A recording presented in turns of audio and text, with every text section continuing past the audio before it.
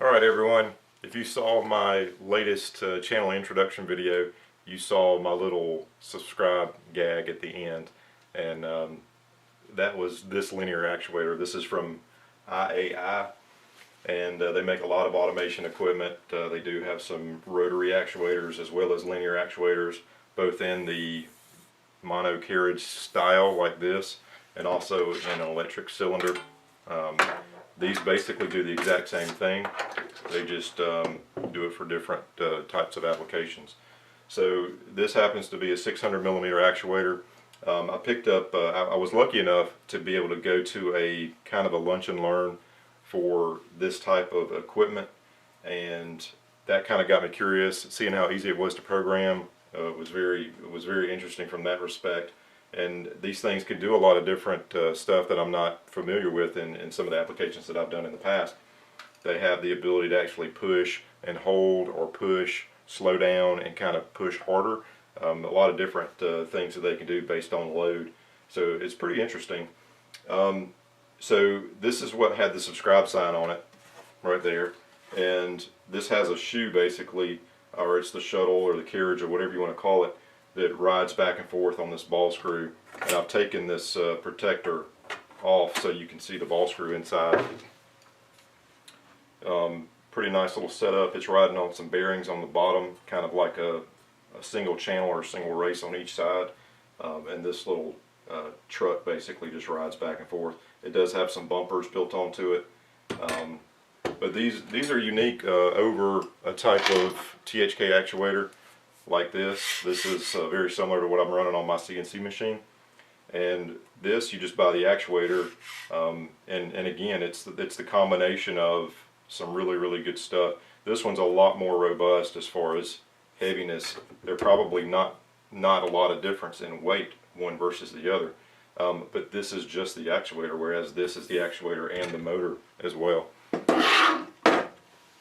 So this would be something for high-speed pick and place, sampling, all kinds of different applications for it.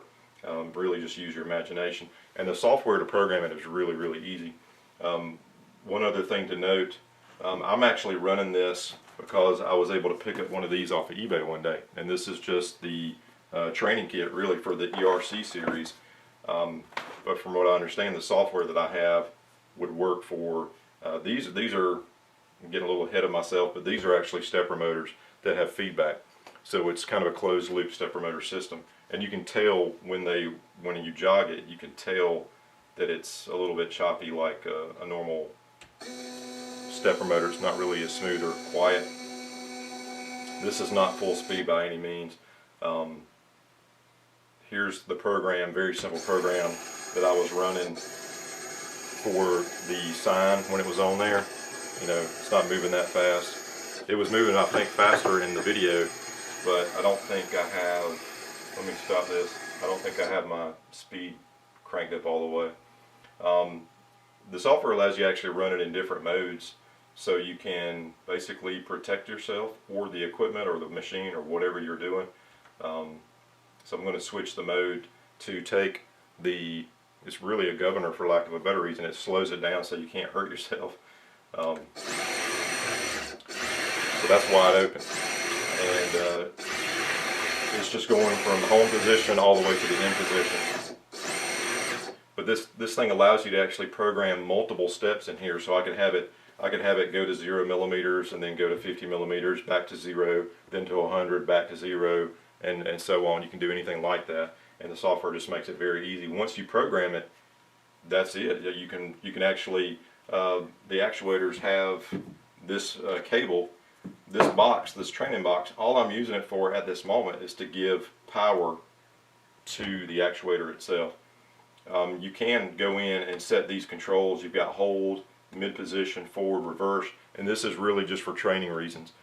The software allows you to go in and set specific points so that if a sensor goes high, go to a certain position. If that sensor goes back low, go back to a different position. If a selector switch goes to 5 instead of 4, go to that different position over 4, 3, 2, 1, etc. And all that functionality is really built into the system. You have a lot of I/O capabilities in the controller and the actuator by itself. So I really just wanted to kind of give you a glimpse at this.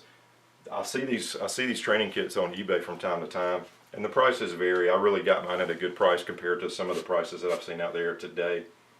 But this whole set will work with this actuator or the cylinder type actuator. This cylinder actuator actually came with the kit itself. The kit includes this actuator, the training box, the power cord that goes to it. It has, in my case, this one has a serial to IAI cable adapter, and this cable is basically a RJ11 phone jack on one end, and then it looks like a mini DIN connector on the other end that plugs directly into the actuator itself.